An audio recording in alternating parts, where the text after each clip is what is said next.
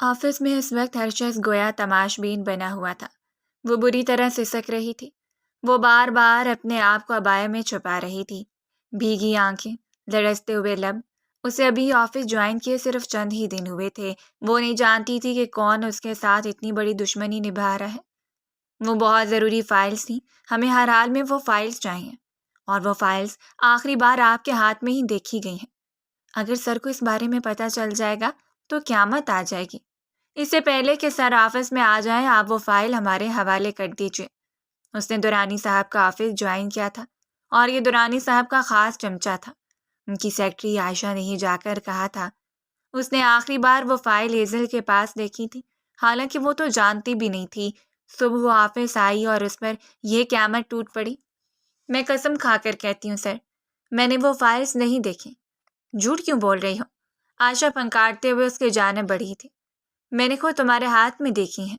کہیں ایسا تو نہیں کہ تم سر سے غداری کر رہی ہو؟ تم چاہتی ہی نہیں یہ ٹینڈر ہماری کمپنی کو ملے۔ عائشہ نے مزید لقمہ دیا تھا۔ پاس کھڑا جمشید غصے سے آگ بگولا ہو گیا۔ اگر تم خود تلاشی نہیں دو گی تو مجھے تمہارا یہ عبایا اتروا کر تمہاری تلاشی لینا پڑے گی۔ اس نے اپنی بھیگی ہوئی آنکھوں کو بند کر لیا۔ یا اللہ، کیا یہ بھی وقت آنا تھا کہ میری عبایا ہی اتر جانی تھی؟ رونے سے کچھ نہیں ہوگا، دورانی صاحب کے آنے سے پہلے ہی معاملہ حل کرنا ہوگا، ورنہ تم نہیں جانتی کہ وہ تمہارے ساتھ کیا کریں گے۔ پولیس کے حوالے کر دیا جائے گا تمہیں۔ اتارو اپنا یہ عبایا۔ جمشید کی بری نظر تو تب سے تھی جب سے وہ اس کمپنی میں جاب کرنے کے لیے آئی تھی، اور آج تو اس کے ساتھ کو دیکھ کر اسے موقع مل چکا تھا۔ عائشہ اس کی نیت کو بہت اچھی طرح بھانپتی تھی۔ وہ دورانی کی سیکرٹری کم اور یہاں کی چغل خور آنٹی کا کردار زیادہ ادا کرتی تھی۔ وہ نہیں چاہتی تھی کہ کوئی بھی اپنی قابلیت اور ذہین ہونے کی وجہ سے دورانی کی نظروں میں آئے اور اس کا مقام ختم ہو جائے۔ وہ چاہتی تھی کہ کوئی بھی لڑکی اس پر اس سے آگے نہ جائے، اور جمشید جو کہ ان سب کا ہیڈ تھا وہ اس بات پر اس کا بھرپور ساتھ دیتا۔ مجھے لگتا ہے کہ یہ ایسے تلاشی نہیں دے گی، حالانکہ یہ سچی ہے تو اسے تلاشی دے دینی چاہیے۔ آفس کے تمام ورکرز ارد گرد اکٹھے تھے۔ کچھ لوگ اسے ہمدردی بھری نظروں سے دیکھ رہے تھے تو کچھ لوگ واقعی اسے اس قابل سمجھتے ہوئے اندازے لگا رہے تھے کہ ضرور اس نے ان فائلز کو چرایا ہوگا، ورنہ یوں کوئی کسی پر کیسے الزام لگا سکتا ہے۔ مردوں کے درمیان اپنا عبایا اتارنا اسے موت کے برابر لگ رہا تھا۔ وہ نہیں جانتی تھی کہ اتنی مشکلات کے بعد اگر اسے راحت کے چند دن نصیب ہوں گے تو اس کے بعد اسے اتنی ضلالت سے گزرنا پڑے گا۔ روتے ہوئے اس نے ایک بار پھر ان کے سامنے ہاتھ جوڑ دیے تھے۔ میں قسم کھاتی ہوں، میں فائلز کے متعلق نہیں جانتی۔ جب اس کے ساتھ ہی کام کرنے والا ایک معمولی سا ورکر آگے بڑھا، وہ کافی عرصے سے یہاں کام کر رہا تھا۔ اگر وہ کہہ رہی ہے کہ اس نے نہیں دیکھی تو ہو سکتا ہے سر اس سے معلوم نہ ہو۔ وہ عمر میں کوئی زیادہ تھا۔ جمشید فوراً آنکھیں دکھاتے ہوئے اس کی جانب بڑھا۔ یقیناً تم بھی اس کے ساتھ شامل ہو گئے۔ اور وہ اپنی عزت اور ساکھ بچاتے ہوئے معذرت کر کے واپس پلٹ گیا۔ یہاں جو بھی آگے آئے گا اس کا یہی انجام ہوگا۔ سو سب لوگوں نے اپنے اپنے لبوں پر قفل لگا لیا۔ سب کو اپنی نوکری بے حد عزیز تھی۔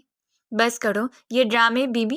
حاجن اگر تم اتنی ہی پردے دار ہوتی تو گھر میں ٹک کر بیٹھتی۔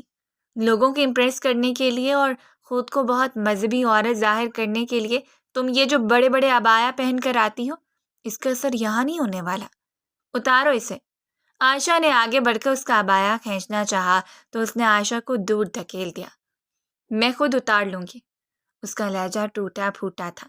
وہ کبھی نہیں سوچ سکتی تھی کہ اس پر یہ وقت بھی آئے گا جب اسے اتنی اذیت سے گزرنا پڑے گا۔ اس کے ذہن میں بابا کی تصویر لہرا گئی۔ جب تک وہ زندہ رہے تھے انہوں نے کبھی اسے اتنی اذیت سے دو چار نہیں ہونے دیا۔ اور پھر وہ شخص جو اس پر حکمران تھا، جو اس پر حق رکھتا تھا، اگر آج کوئی بھی اس کے ساتھ ہوتا تو اسے کبھی اتنی مشکلات کا سامنا نہ کرنا پڑتا۔ اس نے عبایا کے بٹن کھولنے چاہے۔ ابھی بھی وہ ملتجئ نظروں سے ان کو دیکھ رہی تھی۔ ہو سکتا ہے انہیں ترس آ جائے، ہو سکتا ہے کہ اس کی جان بخش دی جائے۔ اس سے پہلے کہ وہ عبایا کے سارے بٹن کھول دیتی، جب دھڑام سے دروازہ کھلا اور اندر آنے والے شخص نے ایک پل کے لیے آفس کے حالات کا جائزہ لیا۔ بشاید وہ ماحول کو سمجھنے کی کوشش کر رہا تھا، جبکہ ایزل کی پشت دروازے کی جانب تھی۔ وہ آنے والے کو دیکھ نہیں پائی، اس نے بس قدموں کی آہٹ کو سنا تھا۔ اس نے سمجھا شاید درانی صاحب آفس میں آ چکے ہیں، جو سب لوگ یوں بے یقینی سے ایک دوسرے کو دیکھ رہے ہیں۔ اس نے شکر کی سانس خارج کی۔ ہو سکتا ہے کہ درانی صاحب اس کی عزت کا مان رکھ لیں، ہو سکتا ہے کہ وہ کہہ دیں کہ وہ بے قصور ہے۔ وہ فائز درانی صاحب کے پاس ہوں گی۔ وہ ایک پل میں ہی پلٹ کر درانی صاحب کو ملتجی نظروں سے دیکھنے کے خیال سے مڑی تھی، جب اپنی پشت پر کھڑے ہوئے شخص کو دیکھ کر وہیں ساکت رہ گئی۔ حجاب میں لپٹا ہوا چہرہ پل بھر میں سرخ ہو گیا۔ اس نے حجاب کا کونا اٹھا کر اپنے منہ کو ڈھانپنا چاہا تھا، لیکن سامنے کھڑا شخص بغور اس کا جائزہ لے چکا تھا اور اب فرار کی کوئی راہ نہیں تھی۔ وہ پھٹی پھٹی نظروں سے دیکھتی رہی۔ کچھ پل پہلے کی ساری حیرانگی، تلخی، سارا ماحول جیسے ساکت ہو گیا۔ اس کی دھڑکن، اس کی سانس، اس نے بے اختیار کسی بھیانک سپنے کی طرح آنکھیں پھٹ پٹا کر حقیقت کی دنیا کو قبول کرنے کی کوشش کی تھی، لیکن دل کی دھڑکن اتنی تیز تھی کہ گویا وہ کانوں میں بج رہا ہو۔ وہ شخص اس کے سامنے تھا اور یہ کیسی حقیقت ہو سکتی تھی؟ وہ بے یقین سے کھڑی رہی، دل اذیت میں مبتلا ہو رہا تھا۔ آخر وہ اس کے سامنے کھڑا اسے بے یقین نظروں سے دیکھ رہا تھا۔ اس نے سب کچھ دیکھ لیا، اس کا یوں لوگوں کے درمیان عبایا کے بٹن کھول کر تذلیل کا نشانہ بننا، اس کا سر جھکا کر سب کے لیے باعث تفریح کرنا، وہ سب کچھ دیکھ چکا تھا۔ لیکن وہ نہیں جانتا تھا کہ یہاں پر کیا ہو رہا ہے، کیا چل رہا ہے یہاں پر۔ وہ اس وقت باوردی تھا۔ اس نے دھاڑتے ہوئے کہا۔ جمشید کے چہرے کی رنگت بدلی۔ کون ہیں آپ؟ اور یوں آفس میں گھس کر کیا چاہتے ہیں؟ اس نے حد درجہ اپنے لہجے کو نرم رکھنا چاہا۔ کہاں ہے تمہارا باس؟ وہ سیدھا اس کی جانب آیا تھا اور اس کا گریبان پکڑ لیا۔ ایک نہتی لڑکی کے ساتھ کیا کرنا چاہ رہے ہو تم؟ جمشید کے چہرے کی رنگت بدل گئی۔ اسے اندازہ نہیں تھا کہ سامنے کھڑا شخص اسے یوں مضبوطی سے پکڑ لے گا کہ وہ ہل ہی نہیں پائے گا۔ وہ حیرت اور بے یقینی سے اسے دیکھتا رہا۔ اس نے دوبارہ پوچھنا گوارا ہی نہیں کیا تھا کہ وہ کون ہے۔ بس اس نے نظریں جھکا کر اس کی یونیفارم پر لگی ہوئی پٹی پر اس کا نام پڑھا، کیپٹن آہد۔ وہ کیپٹن تھا، لیکن کوئی یہ نہیں سمجھ پا رہا تھا کہ وہ اس وقت یہاں کیا کر رہا ہے، اور پھر اس لڑکی کے معاملے میں پوچھ گچھ کرنا۔ عین اسی وقت عبداللہ درانی صاحب اندر داخل ہوئے تھے۔ عائشہ تو گدھے کے سر سے سینگ کی طرح غائب ہو گئی۔ سارے ورکرز بکھرنے لگے تھے جب وہ تیز لہجے سے دھاڑا۔ یا آپ کے آفس میں آپ کے ورکرز کون سا گن پھیلائے ہوئے ہیں؟ ایک عبایا میں موجود لڑکی کے ساتھ اس طرح کا رویہ اختیار کرنا؟ درانی خود حیرت اور بے یقینی کا شکار تھا۔ وہ تو ابھی آفس میں داخل ہوا تھا۔ جمشید نے آگے بڑھ کر انہیں سلام کیا اور پھر ساری روداد کو ان کے سامنے رکھ دیا۔ سر، اس لڑکی نے فائلز کو غائب کر دیا۔ ہمیں لگتا ہے کہ شاید یہ کسی مخالف پارٹی سے یہاں آئی ہے۔ اور دوسرے ہی لمحے اپنے کیبن سے باہر نکلتی ہوئی عائشہ نے اسے پکارا تھا۔ سر، یہ رہی فائلز۔ وہ کپکپاتے ہوئے ہاتھ اور اڑی رنگت سے فائلز ہوا میں لہرا رہی تھی۔ ایک بل میں فائل کا مل جانا، یہ گہری سازش نہیں تو اور کیا تھا؟ سمجھنے والا سمجھ سکتا تھا، لیکن جمشید کی آنکھوں پر بندھی ہوئی پٹی تو پل بھر میں اتر گئی۔ اسے اچھی طرح اندازہ ہو چکا تھا کہ یہ سب کچھ عائشہ کا کیا دھرا تھا۔ سب لوگوں نے ایک دوسرے کو مانی خیز نظروں سے دیکھا۔ جے مغویاں کرتے ہوئے وہ سب لوگ اپنی اپنی جگہ پر جا کر بیٹھ گئے اور یہ معاملہ نمٹ گیا۔ اس نے شکر کی سانس لی تھی۔ درانی نے معذر کرتے ہوئے جمشید اور عائشہ دونوں کی اچھی خاصی ڈانٹ ڈپٹ کر دی۔ جمشید نے آگے بڑھ کر اس سے معذرت کر لی تھی اور وہ وہیں سر جھکائے روتی رہی۔ آج اسے جتنی بدنامی کا سامنا کرنا پڑا تھا، آج سے پہلے اس نے ایسا نہیں سوچا تھا۔ اور پھر اس شخص کا سامنے آ جانا، لوگوں کے درمیان اس کے لیے سوال اٹھانا، آج نہ جانے کس قدر اذیت بھرا دن تھا کہ وہ ایک بار پھر اس شخص کے حوالے ہو گئی۔ وہ جانتی تھی کہ وہ یہاں سے نکل جائے گی، لیکن اس شخص کے ہتھے چڑھ کر بھی سکون سے نہیں رہ پائے گی، کیونکہ اگر 5 سالوں کے بعد اس نے اس بات کا پتہ لگا لیا ہے کہ وہ یہاں ہے، تو وہ ضرور اسے یہاں سے لے جانے پر بھی قادر ہوگا۔ کیا میں پوچھ سکتا ہوں کہ آپ ان کے؟ درانی نے دانستہ طور پر بات کو ادھورا چھوڑ دیا۔ میں ان کا ہسبینڈ ہوں، یہ میری مسز ہے۔ اس نے ایزل کا ہاتھ پکڑتے اسے اپنے قریب گھسیٹ لیا۔ آج سے اس آفس میں نہیں آئیں گی۔ ایزل نے اپنا ہاتھ واپس کھینچ لیا۔ ہرگز نہیں، میں آپ کی غلام نہیں ہوں۔ وہ آہستہ لہجے میں بات کر رہی تھی۔ ابھی تک وہ اس سے خوف زدہ بھی تھی، لیکن اس کی سرخ آنکھوں کو دیکھ کر وہ پل بھر میں تھم سی گئی۔ سب کے سامنے ہی اسے لے کر گاڑی کی جانب چلا گیا۔ حجاب کے حالے میں لپٹا ہوا وہ جگمگاتا چاند سچ چہرہ بالکل ہی ایمان پڑ گیا تھا۔ اس کی ساری چمک دمک ظاہر ہو گئی۔ فوراً گاڑی میں بیٹھو، بہت مشکل سے تمہارا پتہ لگا ہے، اب بھی اگر تم تک نہیں پہنچ پاتا تو نہ جانے اور کتنی اپنی عزت کو تار تار کرواتی۔ وہ بری طرح سے اسے اپنے طنز کا نشانہ بنا رہا تھا اور وہ ابھی بھی بے یقین کھڑی رو رہی تھی۔ مجھے نہیں بیٹھنا آپ کے ساتھ۔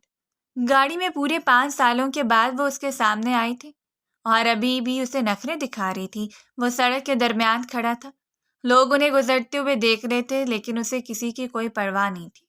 وہ تیزی سے اس کی جانب بڑھا، جب بے اختیار دور ہوتے ہوئے وہ بھاگنے لگی تھی، لیکن آہت نے اسے دبوچتے ہوئے اپنے سینے سے لگا لیا اور پھر جھک کر اسے اپنے بازوؤں میں اٹھا لیا تھا۔ مجھے بٹھانا آتا ہے، اگر تم چاہتی ہو کہ میں یہیں سڑک پر کھڑے کھڑے تمہارا حشر نہ بگاڑ دوں تو جب چاپ گاڑی میں بیٹھ جاؤ۔ اسے سخت لہجے میں دھمکی دیتے ہوئے اس نے سیٹ پر بٹھا کر سیٹ بیلٹ باندھ دیا تھا، جبکہ وہ پھر فرار کرے گی۔ دروازہ بند کرتے ہوئے اس نے ڈرائیونگ سیٹ سنبھال لی اور گاڑی بھگا کر وہاں سے لے گیا تھا۔ آخر کیا چاہتے ہیں آپ؟ آہت کیوں آئے ہیں یہاں؟ پچھلے دنوں جب اس نے مارکیٹ میں آہت کو دیکھا تھا تب اسے احساس ہوا کہ شاید آہت اس کا پیچھا کر رہا ہے، لیکن وہ اس کی جانب متوجہ نہیں تھا تو وہ اس کی نظر بچا کر وہاں سے بھاگ گئے۔ لیکن آج آفس میں یوں بے دھڑک اس کا چلے آنا اور پھر اسے دیکھ کر بغیر کسی سوال و جواب کے اپنی مسز کے طور پر متعارف کروا دینا، یہ سب کچھ غیر یقینی تھا۔ آج پورے 5 سال ہو چکے تھے ان کے نکاح کو، اور نکاح کے بعد ہی ان کی پہلی ملاقات تھی۔ کیا یہ معاملہ اتنا آسان تھا جتنا وہ سمجھ رہا تھا؟ نکاح کے بعد اسے جتنی محرومیوں کا سامنا کرنا پڑا تھا، کیا وہ شخص آج لوگوں کے درمیان اسے اپنی مسز کے طور پر متعارف کروا کر ان سب محرومیوں کا ازالہ کر سکتا تھا؟ اور پھر اس کی ڈانٹ ڈپٹ، اس کا دھمکیوں سے نوازنا۔ وہ بری طرح رو رہی تھی۔ اسے شدت سے روتا ہوا دیکھ کر اس نے ہاتھ بڑھا کر اس کے حجاب کی پن کو کھول کر اسے کھینچتے ہوئے اس کے سر سے اتار دیا۔ اس کے بعد کندھوں پر بکھر کے چلے گئے اور وہ اپنی سرخ آنکھوں کو آہت کے چہرے پر گاڑے اسے دیکھتی رہی۔ اپنے شوہر کے سامنے اتنی بے پردوں کی ضرورت نہیں ہے، میں تمہاری اصلیت سے بہت اچھی طرح واقف ہوں۔ دیکھو، آج ایک بار پھر تم میری پناہوں میں ہو، یہ ہوتا ہے حق، کیونکہ میں تم پر حق رکھتا ہوں۔ زندگی میں تم کبھی کسی بھی کونے میں اگر چھپ جاتی تو تمہیں ڈھونڈ کر نکالتا اور اپنا حق تم سے لے لیتا۔ میں آہت وقار حسن ہوں، کوئی عام انسان نہیں ہوں جو تمہیں یوں ہی جانے دیتا۔ وہ ابھی بھی اپنے زہریلے لہجے کے تیر اس کے سینے میں پیوست کر رہا تھا۔ وہ بری طرح پھرپھرا رہی تھی۔ وہ چاہتی تھی کہ وہ اسے چھوڑ دے، اسے یہیں اتار دے۔ وہ اس کے ساتھ جانا نہیں چاہتی، لیکن اس کے حجاب سے ہی اس کے منہ کو باندھ کر اس نے ہاتھ بڑھا کر اس کے ہاتھوں کو بھی اس کی پشت پر باندھ دیا۔ اب تمہاری آواز میں مزید برداشت نہیں کر سکتا۔ وہ سکون سے ڈرائیونگ کر رہا تھا جبکہ وہ شخص کی ہٹ درمیوں کو دیکھ رہی تھی۔ بچھڑنے کا فیصلہ بالکل آسان تھا۔ اس نے اگر اس رشتے سے فرار چاہی تھی تو یہ کوئی غلط فیصلہ نہیں تھا۔ اب اسے اس بات کی سمجھ آ رہی تھی کہ وہ ضد اور انا میں لپٹا ہوا شخص کبھی اس کا نہیں ہو سکتا۔ وہ نہیں سمجھ سکتا۔ اس نے اپنے سینے سے لگا کر ایک بار بھی اس کی محرومیوں کو کم کرنا نہیں چاہا، ایک بار بھی 5 سالوں میں اسے ڈھونڈنے کی کوشش نہیں کی، اور آج 5 سالوں کی اذیتوں کے بعد اس کے سامنے آ کر اس کے لیے مزید مشکلات پیدا کر رہا ہے۔ گاڑی ایک فلیٹ کے سامنے رکی۔ اس نے جھکتے ہوئے ایک بار پھر اسے بازوؤں میں اٹھا لیا اور فلیٹ میں داخل ہو گیا۔ ایک پرانا ملازم ان کا منتظر تھا۔ اس نے کمرے میں لے جا کر اسے بیڈ پر لٹا دیا۔ وہ اسے ملتجی نظروں سے دیکھتے ہوئے التجا کر رہی تھی جب وہ جھکتے ہوئے اس کے کان کے قریب گھر آیا، بالکل سرد لہجے میں، اس قدر سرد لہجے میں کہ اس کی ریڑھ کی ہڈی میں سنسناہٹ دوڑ گئی۔ اگر تمہاری اونچی آواز اس گھر کی در و دیوار سے ٹکرائی تو سوچ لینا میں تمہاری جان لے کر تمہیں اس فلیٹ میں دفن کر دوں گا۔ تمہارا منہ کھول رہا ہوں، لیکن اگر تم نے اونچا بولنے کی کوشش کی یا چیخنا چلانا چاہا تو ایک پل لگاؤں گا تمہیں تمہاری اوقات یاد دلانے میں۔ زہریلے لہجے میں پھنکارتے ہوئے اس نے ہاتھ بڑھا کر وہ حجاب کھینچ لیا اور اس کے ہاتھوں کو بھی آزاد کر دیا۔ وہ بس خوفزدہ ہو کر سہمی ہوئی حالت میں وہیں بیٹھی رہی۔ تم جیسی بد کردار لڑکیاں وبال جان ہوتی ہیں۔ تم نے اپنی بد کرداری کا مظاہرہ کیا، میری محبتوں پر پانی پھینک دیا۔ آخر کیا ملا تمہیں کسی اور کے ساتھ جا کے؟ صرف تزلیل، صرف لوگوں کے درمیان تماشا بننا اور میری عزت کو اچھالنا۔ اب میں تمہیں بتاؤں گا کہ کیپٹن احد کس بلا کا نام ہے۔ ایک ایسی بلا جو تمہارے سر پر مسلط ہو کر تمہاری جان لے کر ہی تمہاری جان چھوڑے گی۔ وہ اتنی سختی سے دھاڑا تھا کہ اس نے اپنے کانوں پر ہاتھ رکھ کر سر جھکا لیا۔ وہ روتی رہی تھی لیکن اسے رحم نہیں آیا۔ اس کے بالوں کو دبوچتے ہوئے اس نے اس کا چہرہ اپنے چہرے کے قریب کر لیا اور پھر شدت سے اس کے لبوں پر جھکتے ہوئے اپنے لبوں کی پیاس بجھانے لگا، جیسے ایک عرصہ صحرا میں بھٹکتے ہوئے شخص کو کبھی پانی میسر نہ آیا ہو اور دور دریا کے چمکتے ہوئے پانی میں غوطہ زن ہو کر وہ اپنی زندگی بھر کی پیاس کو مٹا لینا چاہتا ہو۔ ڈوب جانے کے خوف سے بالا تر ہو کر یہ خوف اس نے اپنے قریب بھی نہ بھٹکنے دیا ہو کہ وہ اس پانی میں ڈوب جائے گا، اور اس وقت وہ بھی بالکل اس کے سرخ آنکھوں میں ڈوبا ہوا اپنی پیاس بجھا رہا تھا، جیسے پھولوں سے یا شبنم چنی جا رہی ہو، جیسے کہ دھڑکتی ہوئی دھڑکنوں کو قرار بخشا جا رہا ہو۔ اس کی سلگتی ہوئی سانسیں کس قدر بے قرار تھیں یہ اس کا خدا جانتا تھا۔ وہ اس لڑکی کو اپنی اذیت بھری زندگی میں قرار کی ایک لہر سمجھتا تھا، لیکن اب وہ صرف اسے اپنے بدلے کا نشانہ بنا رہا تھا۔ وہ اسے جتنی محبت کرتا تھا آج سے اتنی نفرت دکھا رہا تھا، کیونکہ وہ اس کے حق میں ہوتے ہوئے اس کے ساتھ ایسی غداری کر چکی تھی جس کے بعد وہ کبھی اس سے اچھائی کی امید نہیں رکھ سکتا۔ اسے دوبارہ اچھائی کی امید رکھنا وفا کے تقاضوں کے خلاف تھا۔ اس کے لبوں کو آزاد کرتے ہوئے اس نے اس کے چہرے کو دبوچتے ہوئے اپنے قریب کر لیا۔ اب تم یہیں رہو گی، یہاں سے باہر جانا تمہارے لیے ناممکن ہے۔ میں یہاں نہیں رہوں گی، میں باہر جاؤں گی، آزاد کرو مجھے۔ میں تمہارے ساتھ نہیں رہنا چاہتی، اور نہ ہی تم جیسے شخص کے ساتھ زندگی۔ اور اگلے ہی پل اس کا زناٹے دار تھپڑ ایزل کی زبان بند کر گیا۔ خبردار، میں نے کہا تھا نا کہ میرے سامنے اونچی آواز میں بات نہ کرنا۔ وہ اس کے چہرے پر اپنے نشان چھوڑ کر ابھی بھی اسے سلگتی ہوئی نظروں سے دیکھ رہا تھا، اور پھر اسے یوں ہی ساکت چھوڑ کر کمرے سے باہر چلا گیا۔ اپنے گھٹنوں پر سر رکھ کر وہ بری طرح رو دی۔ اس رشتے نے اسے سوائے اذیتوں کے کچھ نہیں دیا تھا۔ وہ شخص اسے بدگمان تھا، اسے اپنی نفرت کا نشانہ بنا رہا تھا، لیکن اس کی بدگمانیوں کا حساب کہاں؟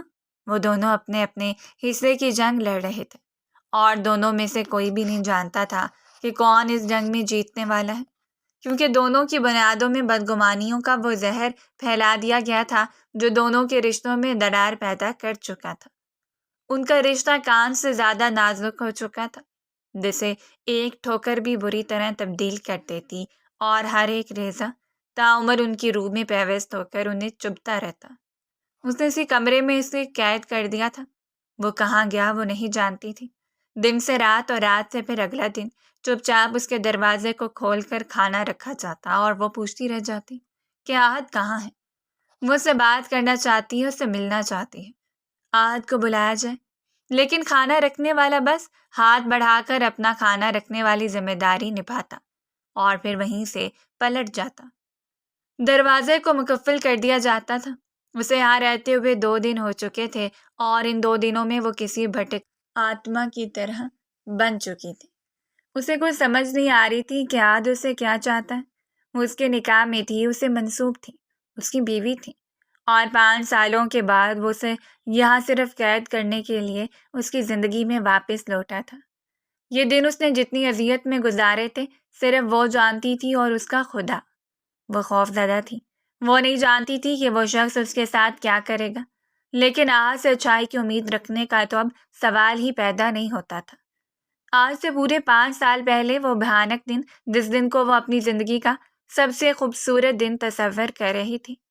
آف وائٹ کلر کے شرارے میں وہ اس وقت خود کو دنیا کی خوبصورت ترین دلہن تصور کر رہی تھی۔ ایک خوبصورت مسکراہٹ اس کے چہرے پر رقص کر رہی تھی۔ اپنی چمکتی ہوئی آنکھوں سے اس نے آئینے میں اپنے آپ کو دیکھا، اور پھر سراہتی ہوئی آنکھوں سے نہ جانے کتنی دیر دیکھتی رہی۔ ماشاء اللہ کہتے ہوئے اس نے گھوم کر خود کو ایک بار پھر آئینے میں دیکھا تھا، اور بیوٹیشین اس کی ایکسائٹمنٹ کو دیکھ کر مسکرا دی۔ لگتا ہے آپ کی لو میرج ہو رہی ہے۔ اس نے اپنی چیزوں کو سمیٹتے ہوئے پوچھا تھا اور بتلاتے ہوئے مسکرا دی۔ ہاں بالکل، لو میرج ہو رہی ہے، اور وہ بھی خالہ کے بیٹے کے ساتھ۔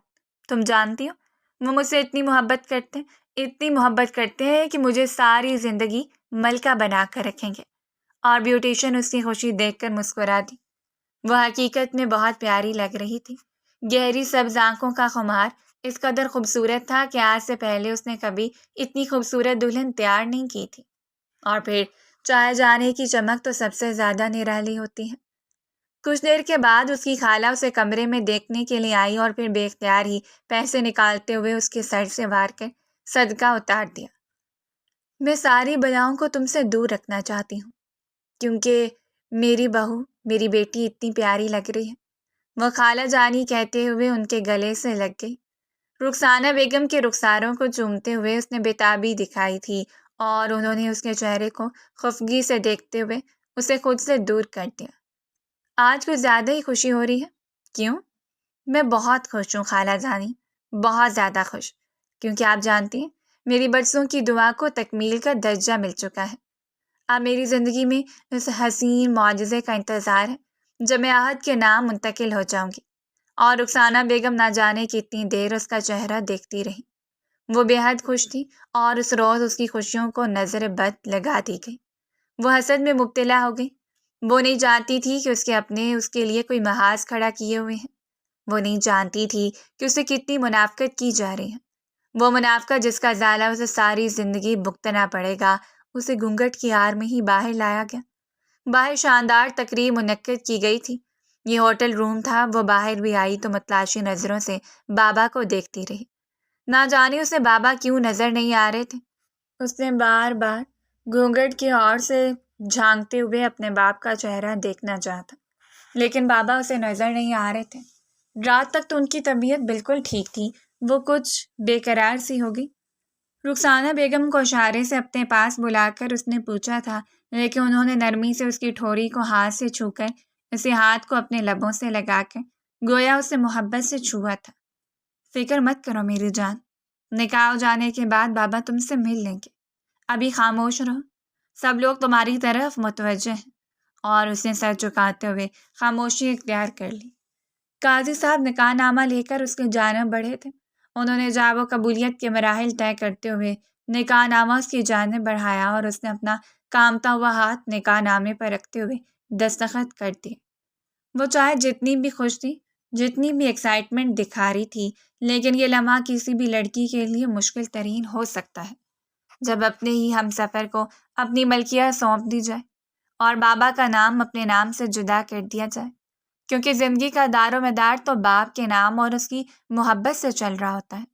اور نکاح نامے پر دستخط کرنے کے بعد ہر طرف سے دعائیں کلمات کا تبادلہ ہوا۔ سب لوگوں نے آگے بڑھ کر انہیں مبارکباد دی تھی۔ جب وہ اپنی شاندار سی پرسنالٹی کے ساتھ اٹھ کھڑا ہوا، اس وقت بھی وہ وردی میں ہی ملبوس تھا۔ وہ اس کا کیپٹن دولہا تھا جسے صدقے اتارتی نظروں سے وہ دیکھ رہی تھی۔ وہ اس کی جانب آیا، اسے اپنے ہاتھوں سے تھام کر اپنے سامنے کھڑا کر لیا اور پھر گھونگھٹ اتار کر بے اختیار اسے اپنے سینے میں سمیٹ لیا تھا۔ وہ اس کی محبت تھی، اس کی من پسند عورت جس سے وہ کبھی غافل نہیں رہ سکتا تھا۔ Welcome to my life Mrs. وہ جھکتے ہوئے سرگوشی کرنے لگا اور وہ لبوں کو دانتوں میں دبا کر مسکرا دی۔ کب سے ویٹ کر رہے تھے کیپٹن صاحب، یہ کہنے کے لیے؟ اس نے اپنی آنکھوں کو بڑا کر دیا۔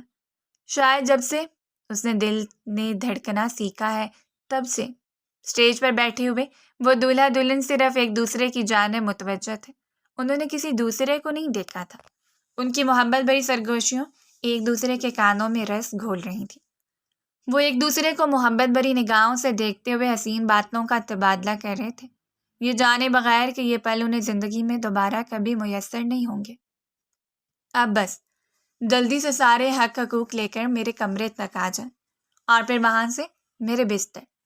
اس سے پہلے کہ وہ مزید کچھ کہتا، جب اس نے سرخ چہرے کے ساتھ بے اختیار ہاتھ اٹھا کر اس کے لبوں پر جما دیا۔ آہت، اس نے مصنوعی غصہ دکھا کر اسے احساس دلانا چاہا تھا کہ وہ لوگوں کے درمیان بیٹھا ہے، اور اس کا رویہ دیکھ کر آہت کا ہیکا لگاتے ہوئے ہنس دیا۔ چاہے آپ جتنا روک لیں بیگم، لیکن یہ تو سچ ہے، ایک روز آپ کو میری دسترس میں آنا ہے، میری شدتوں سے متعارف ہو کر اپنے حسین سراپے کی ایک ذرے پر میری مہر کو ثبت کر دینا ہے، اور مجھے اس دن کا بھی بےتابی سے انتظار ہے۔ وہ سرخ چہرے کے ساتھ نظروں کو جھکائے بیٹھی رہی۔ اس کی نظروں میں اتنی تاب نہیں تھی کہ وہ انہیں آج کی حسین اور چمکتی ہوئی نظروں سے جوڑے رکھتی۔ وہ شریر لہجے میں اسے اپنے مستقبل کے منصوبے بتا رہا تھا، اور وہ بار بار اسے باز رکھنے کی کوشش کر رہی تھی۔ مبارکباد دینے والے لوگوں کا ہجوم کم ہوا تو کچھ رسومات کی گئیں، اور پھر رخسانہ بیگم اس کی جانب بڑھی تھی۔ میرے خیال میں تمہیں کچھ دیر کے لیے کمرے میں چلے آنا چاہیے، شاید تم تھک گئی ہو، اور وہیں کھانا بھی کھا لینا، میں آہت کو بھی وہیں بھیج دوں گی۔ یہ اسی ہوٹل کا ہی ایک روم تھا۔ لگژری ہوٹل کے اس روم میں رخسانہ بیگم اسے بھیجتے ہوئے شاید اس کی تھکن کا احساس کر رہی تھی، لیکن وہ نہیں جانتی تھی کہ اس کی زندگی میں کون سا ایسا موڑ آنے والا ہے جس کے بعد اس کی زندگی اذیتوں میں مبتلا ہو جائے گی، اس کے لبوں کی مسکراہٹ چھین لی جائے گی۔ سہارا دیکھ کر رخسانہ بیگم اسے کمرے میں آئی تھیں، اور جیسے ہی وہ کمرے میں داخل ہوئی انہوں نے آگے بڑھ کر کمرے کا دروازہ بند کر دیا۔ وہ حیرت سے پلٹ کر انہیں دیکھتی رہی۔ خالہ جانی، سب ٹھیک تو ہے نا؟ اس کی آنکھوں میں عجیب سا خوف ابھرا تھا۔ رخسانہ بیگم جلدی سے اس کے قریب آ گئیں اور اس کے ہاتھوں کو تھام لیا۔ میری جان، بھائی صاحب کی طبیعت کافی خراب ہے، انہیں ہاسپٹل منتقل کر دیا گیا ہے، کیونکہ تم جانتی ہو کہ وہ اپنے گھر کے علاوہ کہیں آرام نہیں کر پاتے۔ تم اگر چاہو تو ڈرائیور کے ساتھ چلی جاؤ، کیونکہ یہاں بھی کھانے کا پروگرام شروع ہوگا اور وہاں بھائی صاحب اکیلے ہیں۔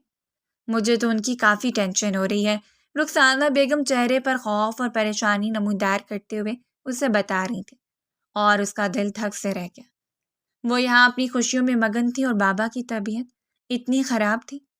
اس کی آنکھوں سے آنسو ٹوٹ کر گرنے لگے۔ میں اس حلیے میں؟ اس نے کچھ نہیں سوچا تھا، بس اس کے بابا بیمار تھے اور اس سے بڑھ کر اسے کچھ سمجھ نہیں آیا۔ فکر مت کرو، میرے پاس ایک ڈریس ہے، وہ پہن لو، اسے چینج کر لو، اور چینج کرنے کے بعد اس پچھلے دروازے سے باہر آ جانا۔ گلی میں ہی ڈرائیور تمہارا انتظار کر رہا ہے۔ اگر زیادہ شور ہنگامہ کرو گی، یہ سب لوگوں کو بتاؤ گی، تو خاندان بھر میں باتیں بننا شروع ہو جائیں گی۔ اب ہماری مجبوری تو کوئی نہیں سمجھ سکتا نا، آپ پلیز صاحب کو بتا دیجیے گا۔ رخسانہ بیگم نے وہ روسی لباس لے کر وہیں صوفے پر رکھ دیا۔ اس کی جیولری وہیں بکھرتی چلی گئی۔ وہ بری طرح کامتے ہاتھوں سے روتی آنکھوں سے چینج کرتی ہوئی اپنا میک اپ ریموو کر رہی تھی، اور پھر شال لے کر ہی وہ پچھلی گلی کے دروازے سے باہر نکلی۔ ڈرائیور واقعی اس کا منتظر تھا۔ اس نے ایک بار پھر نقصان کے ساتھ ہاسپٹل چلی جائے، وہ سمجھ ہی نہیں پائی کب نامحسوس طریقے سے رخسانہ بیگم نے اس کا موبائل بھی اس کے ہاتھ سے لے لیا۔ بیگ موبائل اس کے پاس اس وقت کچھ بھی نہیں تھا، اور یہی اس کی بربادی کا آغاز تھا۔ وہ وہاں سے نکلی اور ڈرائیور کے ساتھ بیٹھ گئی۔ گاڑی انجان سے راستے پر چل پڑی۔ کون سا ہاسپٹل جانا ہے؟ بابا کس ہاسپٹل میں ہے؟ اور کب ان کی طبیعت خراب ہوئی؟ اس نے ڈرائیور سے پوچھا تھا۔ میں اس معاملے میں نہیں جانتا بیگم صاحبہ، وہ چپ چاپ سیدھا منہ کیے بیٹھا رہا۔ مجھے بس آپ کو ہاسپٹل پہنچانے کا حکم ہے، اس نے آہستگی سے کہا تھا، اور وہ سر جھکا کر روتی رہی۔ زیر لب وہ ورد کر رہی تھی، میرے بابا کو کچھ نہیں ہونا چاہیے۔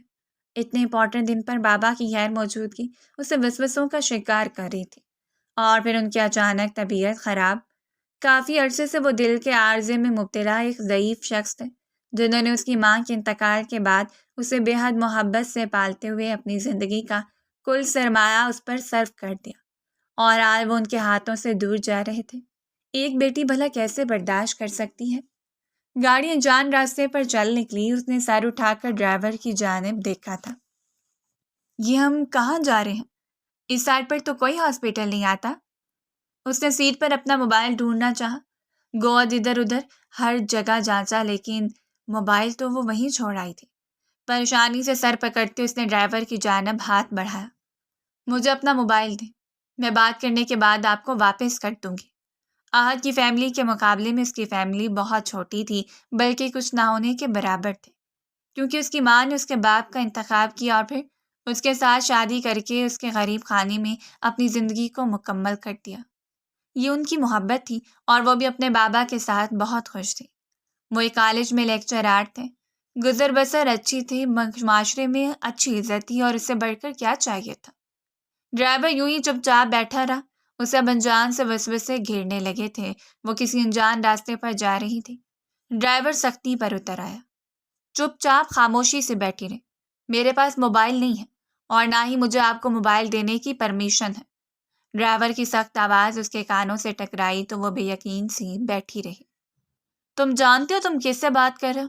میں آہد کی بیگم ہوں، اور اگر تم نے میرے ساتھ بدتمیزی کرنے کی کوشش کی تو بہت بری پیش آؤں گی۔ چپ چاپ مجھے ہاسپٹل اتار دو۔ اس نے اپنے لہجے کو تھوڑا سخت کر لیا۔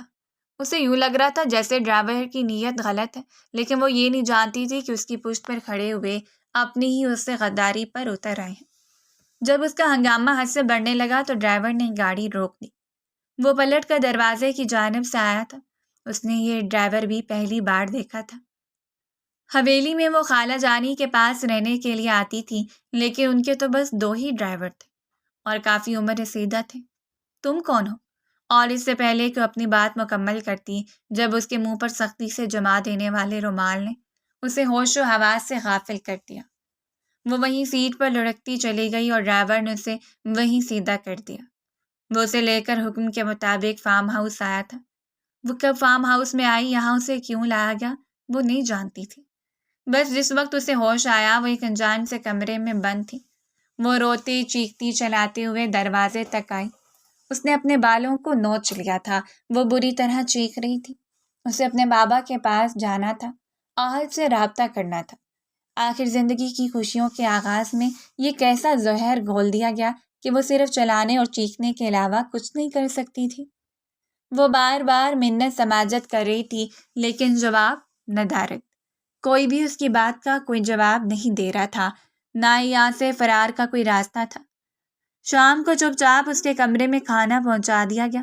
کھانا دینے والا ایک جوان مرد تھا جس نے اسے سخت غصیلی نظروں سے دیکھتے ہوئے کہہ دیا تھا کہ اپنا کھانا مکمل کرو اور اپنی زبان بند رکھو، ورنہ تمہارے ساتھ اس طریقے سے پیش آؤں گا کہ ساری زندگی خود کو پہچان نہیں پاؤ گی۔ وہ ایک لڑکی تھی، اپنی عزت پر کمپرومائز نہیں کر سکتی تھی۔ وہ بری طرح تھم گئی۔ رات بھر کونے میں دبک کر اس نے رات گزاری تھی۔ بھلا پریشانیوں سے پیٹ کا کوئی واسطہ ہوتا ہے؟ بھوک اسے ستا رہی تھی، ناتوانی اس کے جسم میں بھری ہوئی تھی۔ وہ بری طرح کانپ رہی تھی۔ سہمی ہوئی آنکھیں اسے بس ہر حال میں آج سے ملاقات کرنی تھی۔ بابا کے پاس جانا تھا، لیکن یہاں فرار کا کوئی راستہ نہیں تھا۔ گھپ اندھیرے میں وہ بس چیختی چلاتی اور تھک کر خاموش ہو جاتی۔ جانے اسے یہاں کتنے دن رکھا گیا، شاید 3 دن 3 راتیں، لیکن اسے کوئی اندازہ نہیں تھا جب اس روز 2 لوگ کمرے میں داخل ہوئے۔ اس نے اتنے دنوں کے بعد انسان کی شکل دیکھی تھی۔ اس نے روشنی کی لہر سے متعارف ہو کر دیکھا۔ وہ دوڑتے ہوئے ان کے پاس آئی اور ان کے قدموں سے لپٹ گئی۔ خدا کے لیے مجھے یہاں سے باہر نکالیں۔ آپ لوگ کون ہیں؟ کیا چاہتے ہیں مجھ سے؟ اور انہوں نے اس کی پشت پر ہاتھ باندھتے ہوئے اس کے منہ کو بھی باندھ دیا تھا۔ وہ نہیں جانتی تھی اس کا قصور کیا ہے۔ وہاں سے اسے بھیجنے والی اس کی خالہ تھی، سکی خالہ، اس کی خونی رشتہ دار، اور پھر کیا یہ ڈرائیور کی چال تھی؟ لیکن راستے میں اسے کافی حد تک ان کی باتوں سے اندازہ ہو گیا کہ سب میں کون کون ملوث ہے۔ گاڑی چلانے والے مرد کو اس کی خالہ کا ہی فون آیا تھا اور وہ اسے ہدایت کر رہی تھی کہ اسے یہاں سے دور بھیجا جائے، جہاں سے وہ واپس نہ آ پائے، اور اگر واپس آنے کی کوشش بھی کرے تو اس پر گہری نظر رکھی جائے۔ حویلی کے دونوں اطراف سے اس پر مکمل پہرےداری کی جائے۔ اگر وہ کہیں بھی نظر آئے تو اس کی عزت تار تار کر کے اس کا گلا دبا کر زیر زمین دفن کر دینا۔ وہ لڑکی باز نہیں آئے گی۔ اسے میرے گھر تک اگر تم لوگوں نے پہنچنے دیا تو میں تم لوگوں کی جان لے لوں گی۔ اسے بس پھینکوا دو اتنا دور جہاں اس کے بھنک بھی نہ مل پائے۔ یہ اس کی خالہ کی آواز تھی۔ اس کے رونگٹے کھڑے ہو گئے۔ ان لڑکوں نے لے جا کر اسے انجان راستے پر پھینکوا دیا تھا۔ وہ نہیں جانتی تھی وہ کہاں ہے۔ بس ہے سڑک پر۔ وہ ادھر سے ادھر دوڑتی رہی اور بندھے ہوئے ہاتھوں سے جب کچھ کرنے کی سخت نہیں رہی تو نڈھال ہو کر گھٹنوں کے بل گر گئی۔ یہ ایک انجان سا علاقہ تھا۔ سڑک اس علاقے کو شہر سے ملا رہی تھی۔ کمزور اور لاغر وجود کے ساتھ وہ اٹھی اور اسی علاقے کی طرف چلنا شروع کر دیا۔ شام کے سائے پھیل رہے تھے۔ قریب کی مسجدوں سے آواز آ رہی تھی۔ لوگ گزرتے ہوئے اسے دیکھتے اور شاید دیہاتی لوگ کچھ سمجھ نہ پانے کی وجہ سے کچھ دیر دیکھ کر اسے اپنے راستے پر مڑ جاتے۔ یہ بھی اس کی خوش قسمتی تھی کہ وہ کسی آوارہ صرف لڑکے کے ہاتھ نہیں لگی، ورنہ اس کی عزت تار تار ہو جاتی۔ ملتجی نظروں سے وہ لوگوں کو دیکھتی رہی اور جیسے اس علاقے میں داخل ہوئی 2 دھیر عمر کے مرد اس کے قریب آئے۔ انہوں نے اس کے ہاتھ کھول دیے تھے، اس کے منہ سے کپڑا ہٹایا، ایک نے اپنی چادر اس کے سر پر ڈال دی۔ تم کون ہو اور یہاں کیسے آئی ہو؟ وہ کسی کو کچھ نہیں بتا پائی، بس زمین پر بیٹھی انہیں سہمی ہوئی نظروں سے دیکھتی رہی۔ اس کی آنکھوں میں ملتجا تھی، اس کی چہرے پر بھوک تھی۔ زرد مرجھائی ہوئی رنگت کے ساتھ اس نے ان کے سامنے ہاتھ جوڑ دیے۔ یقین کریں، بہت غلط کہاوت ہے کہ جب اپنے مارتے ہیں تو سائے میں پھینکتے ہیں۔ مرتے ہوئے شخص کو سائے میں پھینکنے سے بہتر ہے کہ زندہ انسان کو لا کر پل سکون کے میسر کر دیا جائے۔ وہ زندہ تھی لیکن مردہ لاش بن چکی تھی۔ پچھلے دنوں کے دردناک واقعے نے اس کی نس نس میں خوف کو پھیلا دیا تھا۔ شاید وہ سلجھے ہوئے لوگ پھر بھی عزت دار تھے جو اسے مسجد میں لے کر آئے اور امام مسجد کے حوالے کر دیا۔ شاید وہاں کے فیصلے امام مسجد کیا کرتا تھا۔ وہ علاقے کا معتبر ترین شخص تھا جو اسے اپنے گھر لے آیا۔ اس کے گھر میں بھی اس کی 2 بیٹیاں تھیں۔ ایک ادھیر عمر عورت شاید اس کی بیوی تھی۔ ان 2 لڑکیوں کے حوالے کرتے ہوئے انہوں نے انہیں خاصی تاکید کی تھی کہ جب تک یہ لڑکی خود اپنے منہ سے کچھ نہیں بتاتی اس کا خاص خیال رکھو۔ وہ بخار سے پھنک رہی تھی۔ ان کے درمیان کئی دنوں تک یہ فیصلہ ہوتا رہا کہ لڑکی کو پولیس کے حوالے کر دیا جائے، لیکن پھر امام مسجد نے یہ کہتے ہوئے انکار کر دیا کہ یہ شاید پہلے ہی کتنی مصیبتیں جھیل کر آئی ہے، لڑکی کو اس کی مرضی سے ورثہ کے حوالے کیا جائے گا، لیکن اس سے پہلے اس کا صحت یاب ہونا ضروری ہے۔ ان 2 لڑکیوں نے اس کے دہکتے ہوئے وجود کو سنبھالا، اسے محبت کے ساتھ اپنے گھر رکھا، اس کی بے پناہ دیکھ بھال کی اور چند دنوں کے اندر اندر وہ اس خوف سے باہر آنے لگی تھی۔ اسے اس بات کا یقین ہو چکا تھا کہ وہ زندہ ہے، اس کی عزت محفوظ ہے، اور یہ اس کے لیے ایک بہت بڑا معجزہ تھا جس پر وہ جتنا بھی خدا کا شکر ادا کرتی کم تھا۔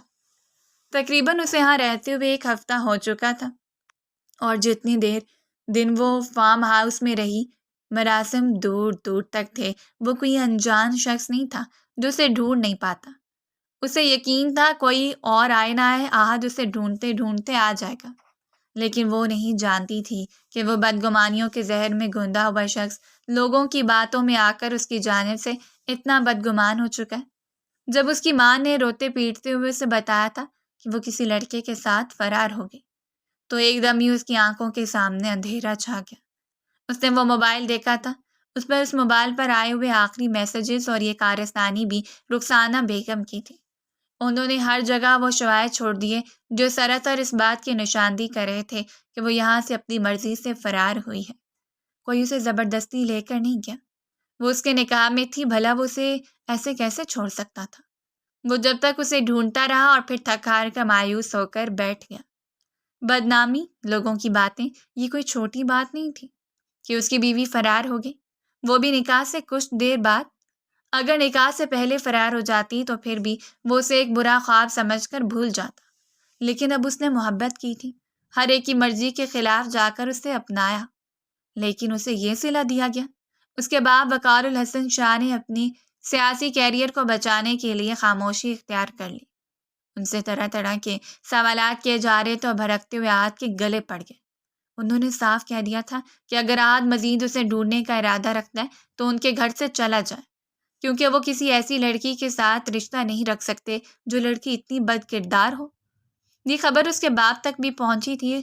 اس رات وہ شدید ہارٹ اٹیک سے اس دنیا کو چھوڑ کر ہمیشہ کے لیے چلا گیا۔ اس کے چچا تایا سب لوگ بدگمان تھے، کسی کو بھی بھروسہ نہیں تھا کہ وہ ایسا کرے گی۔ امام مسجد نے جب ساری بات اس سے پوچھی تو اس نے اپنے بابا کا نام لیا تھا، اس نے آہد کا نام لینا گوارا نہیں کیا۔ اس کے ساتھ اس نے کہا کہ بعد جو کچھ ہوا تھا وہ تو ان لوگوں کے ساتھ کوئی تعلق بھی نہیں رکھ سکتی تھی اور نہ ہی ظاہر کر سکتی تھی۔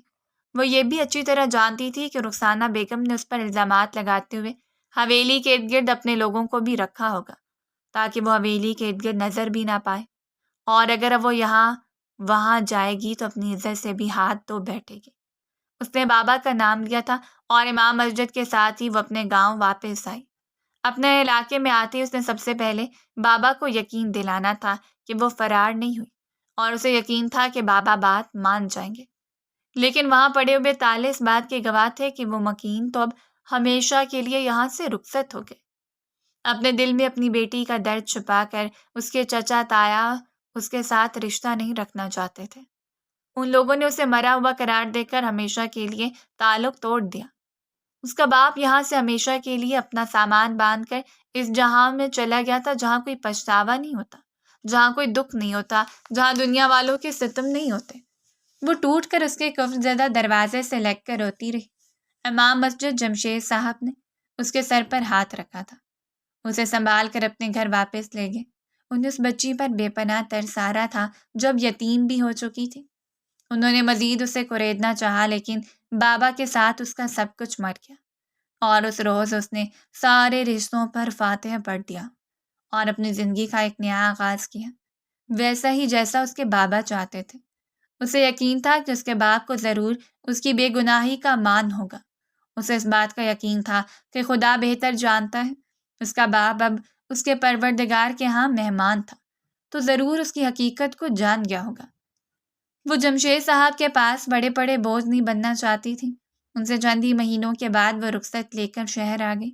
شہر میں اس نے ہاسٹل میں رہنا شروع کر دیا اور اپنے لیے جاب تلاش کر لی، لیکن وقتاً فوقتاً وہ جمشید صاحب کی فیملی سے رابطے میں تھی۔ وہ ان کے پاس رہنے کے لیے آتی اور اب وہ لوگ ہی اس کا آخری سہارا بن گئے۔ دن ہفتوں میں، ہفتے مہینوں میں اور مہینے سالوں میں تبدیل ہوتے گئے اور یہ غم اس کے اندر چبھتا چلا گیا۔ خدا نے مرہم لگا دیا۔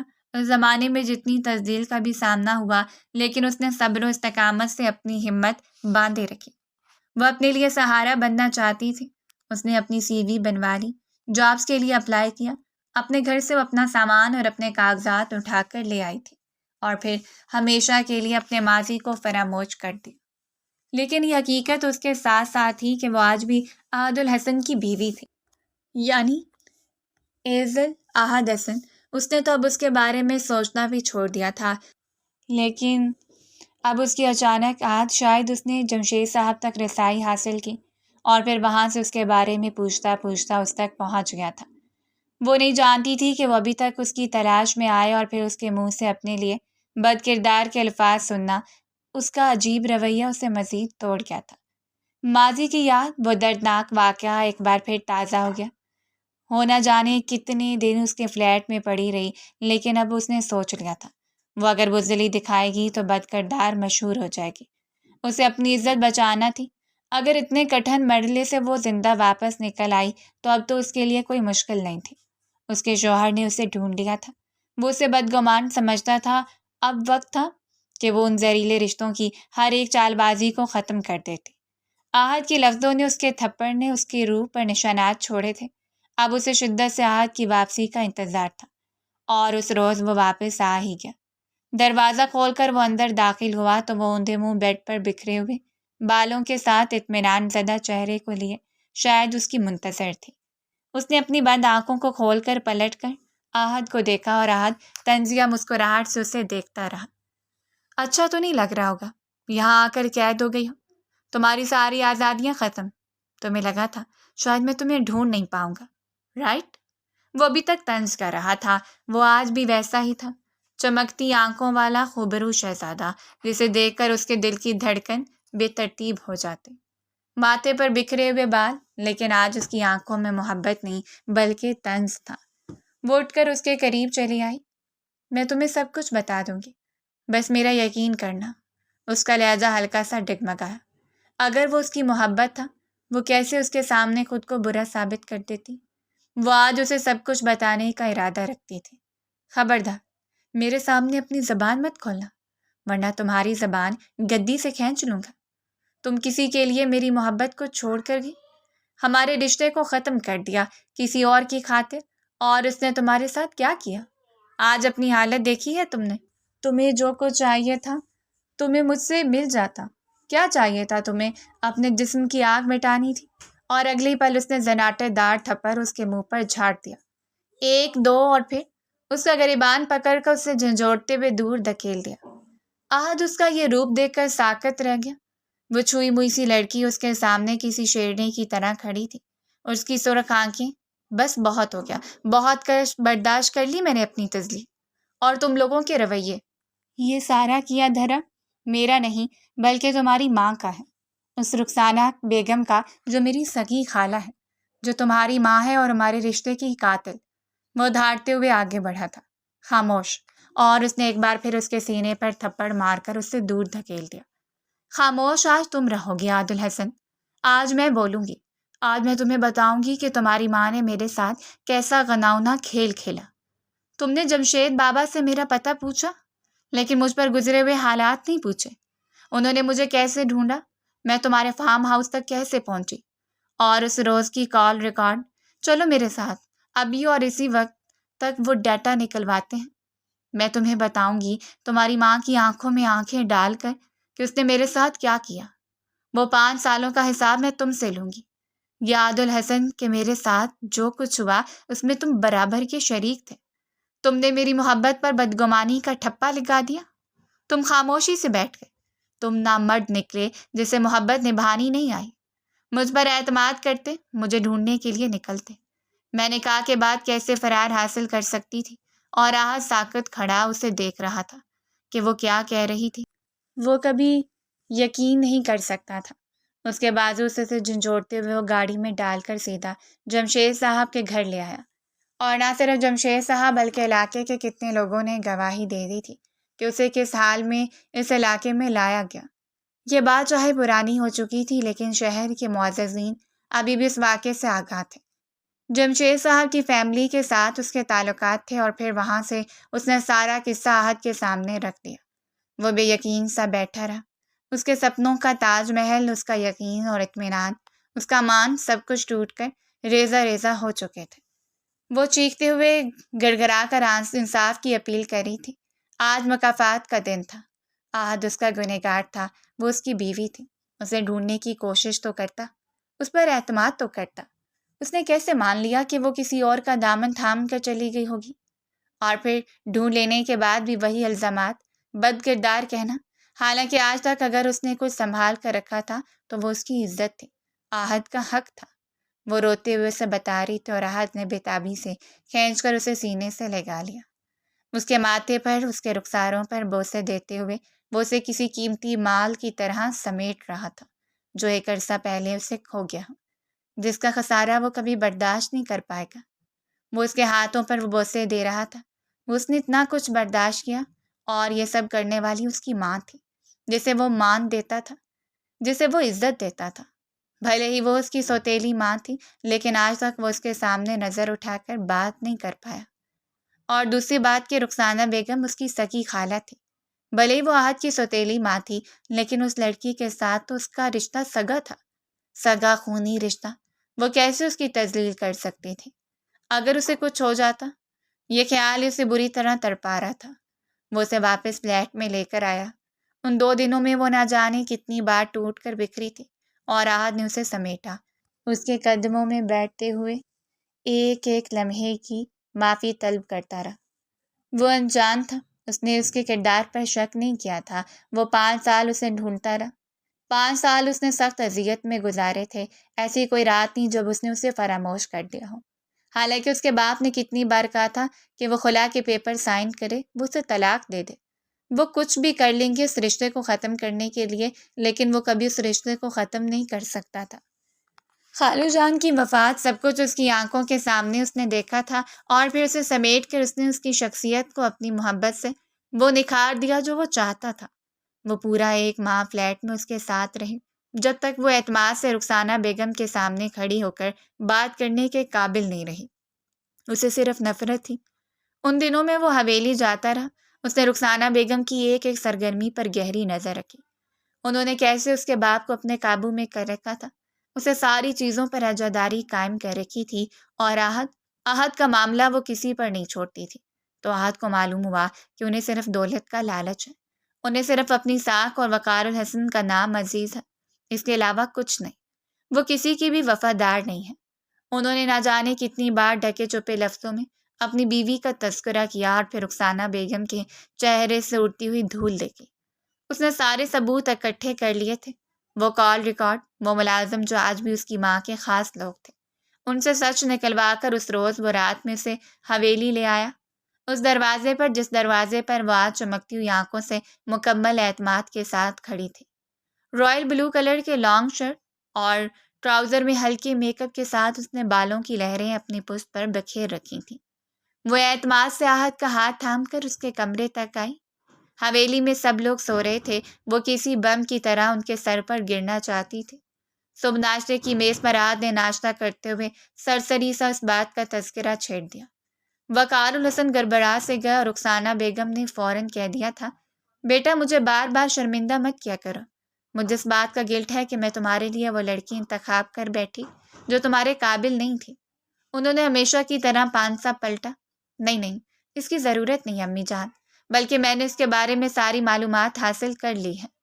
اب بس یہ سب کچھ بابا کو دکھا کر پھر یہ رشتہ ختم۔ ان کے چہرے پر تو کئی رنگ بکھرتے چلے گئے۔ فائنلی وہ کامیاب ہو چکی تھی۔ اس کی ضرورت نہیں ہے، تم بس اس رشتے کو ختم کر دو۔ وہ لڑکی کیسی تھی، اس کا کردار کیسا تھا، اس بارے میں ہم زیادہ بات نہیں کریں گے۔ وقار حسن صاحب اپنی چائے پیتے رہے جب اس نے چند کاغذات اور ریکارڈنگز ان کے سامنے رکھنی تھی۔ وقار الحسن صاحب نے حیرت سے کاغذات اٹھا کر دیکھے اور پھر وہ ریکارڈنگز۔ وہ بے یقین سے بیٹھے تھے، جبکہ رخسانہ بیگم کے تو آسان خطا ہو گئے۔ وہ تھرتھراتے ہوئے ہاتھوں سے وقار الحسن صاحب کو دیکھ رہی تھی، اور جیسے جیسے ریکارڈنگ چلتی جا رہی تھی ان کے ہوش و حواس گم ہوتے چلے جا رہے تھے۔ یہ ان کی اپنی کہی گئی باتیں تھیں، ان کے سارے چیکس جو انہوں نے کمپنی سے غائبانہ اپنے نام منتقل کر لیے، ان کے وفادار لوگوں سے کی گئی باتیں۔ وقار الحسن صاحب بے یقینی سے انہیں دیکھتے رہ گئے۔ یہ کیا کیا اٹھا کر لے آئے ہو تم؟ یہ سب کیا ہے؟ میں نہیں جانتی، وہ صاف مکر گئی۔ کیوں نہیں جانتی؟ ابھی تو آپ کو بہت کچھ جاننا پڑے گا۔ اور یہ دوسرا بم تھا جو اچانک ان کے سر پر گرایا گیا۔ وہ شرٹ ٹراؤزر میں میسی جوڑا بنائے چہرے کے اطراف میں پھیلی ہوئی لٹوں کے ساتھ سیڑھیوں سے اترتی چلی آ رہی تھی۔ وہ باعتماد آنکھوں سے چمکتی ہوئی لڑکی، اور وہ بے اختیاری کرسی سے اٹھی اور لڑکھڑاتے ہوئے گرنے لگی تھیں۔ کیا ہوا؟ ابھی تو آپ کو میں نے سب کی نظروں میں گرانا ہے، ابھی سے فرش پر گرنے لگی ہیں؟ وہ ان کے سامنے جھکی ہوئی تھی۔ وقار الحسن صاحب حیرت زدہ تھے، جبکہ دوسرا شخص تو بالکل پرسکون بیٹھا اپنی میسز کے ناز نخرے اور ادائیں دیکھ رہا تھا۔ اس کے چہرے کی مسکراہٹ، یعنی وہ سب کچھ واپس لانے میں کامیاب ہو گیا۔ چاہے اس کا نقصان جتنا بڑا بھی تھا، لیکن پھر بھی وہ سروائیو کر گئی۔ وہ اسے اپنے پہلو سے لگا کر ایک بار پھر اپنی دنیا میں لے کر آیا تھا، اور پھر اس نے پلٹتے ہوئے وقار حسن صاحب کے سامنے سب کچھ بیان کر دیا۔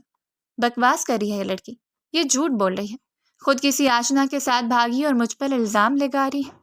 وہ چیختی اس کی جانب بڑھی تھی جب اس نے ان کے کندھے پر ہاتھ رکھتے ہوئے خود سے دور دھکیل دیا۔ خبردار، اگر میرے قریب آنے کی کوشش کی تو آپ کی گردن دبانے میں ایک لمحہ نہیں لگاؤں گی۔ اس نے سارا عزت و احترام بالائے طاق رکھ دیا۔ یہ سب کیا ہو رہا ہے؟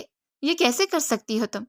رخسانہ وقار الحسن صاحب بے یقین سے تھے، اور تبھی اس کی ایک کال پر وہ ملازمین حویلی کے اندر داخل ہوئے۔ ان لوگوں نے بھی گواہی دے دی تھی، اور وقار الحسن صاحب کے زناٹے دار تھپڑ رخسانہ بیگم کے چہرے پر جا پڑا۔ وہ بے یقین سے کھڑی رہ گئی۔ ملازمین کے سامنے یہ سب کچھ؟ تھپڑ اتنا شدید تھا کہ وہ فرش پر گرتی چلی گئی۔ آج مکافات کا دن تھا، آج ان کی ہار کا دن تھا۔ وہ لڑکی سینے پر بازو باندھے انہیں اطمینان سے دیکھ رہی تھی۔ میں تمہیں زندہ نہیں چھوڑوں گی، میں نے بہت بڑی غلطی کی تمہیں زندہ چھوڑ کر۔ وہ پھنکارتے ہوئے اس کی جانب بڑھی۔ پہلے تمہاری ماں کی وجہ سے میں ایک ایسے شخص کی دسترس میں آ گئی جو پہلے سے شادی شدہ تھا۔ میری محبت مجھ سے چھن گئی۔ اگر وہ تمہارے باپ کو نہ اپناتی تو مجھے کبھی وقار سے شادی نہ کرنا پڑتی۔ اور پھر تم آہت پر قبضہ کر رہی تھی، یعنی وہ جسے میں ساری زندگی اپنے اشاروں پر نچا کر صرف اپنے ماتحت رکھنا چاہتی تھی۔ یہ سب کچھ میں کسی کے ساتھ نہیں بانٹوں گی۔ میں نے بہت قربانیاں دی ہیں، اور یہ سب کچھ میرا ہے۔ وہ چیخ پڑی تھی اپنے بالوں کو نوچتے ہوئے، اور وقار الحسن صاحب دکھ سے اسے دیکھتے رہے۔ یہ ان کی زندگی کی سب سے بڑی غلطی تھی کہ انہوں نے ایسی عورت پر یقین کیا جو قابل یقین نہیں تھی۔ انہوں نے کھڑے کھڑے رخسانہ بیگم کو طلاق دے دی۔ اس سے زیادہ وہ کچھ برداشت نہیں کر سکتے تھے۔ اس روز ایک بڑے ہنگامے کے بعد رخسانہ بیگم اس گھر سے ہمیشہ کے لیے نکل گئی۔ وہ کہاں جائیں گی، ان کا کون سہارا بنے گا، یہ اس کا سر درد نہیں تھا۔ جو رشتے آپ کے لیے زہریلے ناگ بن جائیں تو ان کا سر کچل دینا ہی بہتر ہے۔ ورنہ وہ ساری زندگی آپ کی نسوں میں زہر پھیلاتے رہیں گے۔ ایک بار پھر شاندار تقریب کے ساتھ ریسیپشن میں اسے وقار الحسن صاحب نے اپنی بہو کے طور پر اناؤنس کیا۔ سب لوگ جس بات کا یقین نہیں رکھتے تھے انہیں اس بات کا یقین دلایا کہ ان کے بارے میں حریف جو باتیں پھیلا رہے ہیں وہ بالکل جھوٹی ہیں۔ اس روز وہ ایک بار پھر اس کے کمرے میں سلور کلر کی شاندار میکسی میں دلہن بنی اس کی منتظر تھی، اور عاد نے آتے ہی اسے کھینچ کر اپنے حصار میں لے لیا۔ وہ اس پر اپنی محبتیں لٹا رہا تھا، اس وعدے کے ساتھ کہ اب وہ ساری زندگی اس کی محبتوں کی اکلوتی وارث ہے، اور یہ اس بے ضرر سی لڑکی کا حق بنتا تھا کہ وہ اتنی مشکلات کے بعد اس شخص کو عطا کر دی گئی جو شخص اس کا اصلی حقدار تھا، کیونکہ محبتیں کبھی رائے گاہ نہیں جایا کرتی، خدا نیتوں سے خوب واقف ہوتا ہے۔